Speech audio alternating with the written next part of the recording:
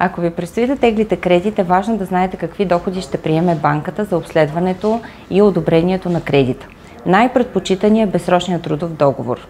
Колкото по-голям е вашия работодател, толкова по-лесно се случват нещата.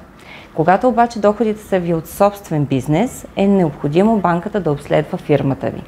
Тоест гледаме 2-3 години назад годишна данъчна декларация, отчетите за приходи и разходи и баланс.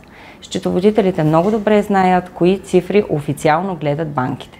Отделно, ако имате разпределени дивиденти и сте платили данъците, приемат и тях. Допълнително, ако управителя на фирмата получава заплата по сметка в банка, е голям плюс, защото приемаме и този доход. Други доходи, които приемат банките, са от граждански договори. Гражданските договори обаче зависи много какъв е предмета на дейност, регулярно ли се получават доходите, има ли минало, в смисъл няколко години назад да са се получавали тези доходи. Допълнителни доходи, които може да работим, това са доходи по време на майчинство. Имайте предвид, че само през първата година се приемат и то не от всички банки. Но ако искате да получите най-добрите съвети, консултирайте се с вашия независим кредитен консултант. Повече може да намерите на Credit Center BG.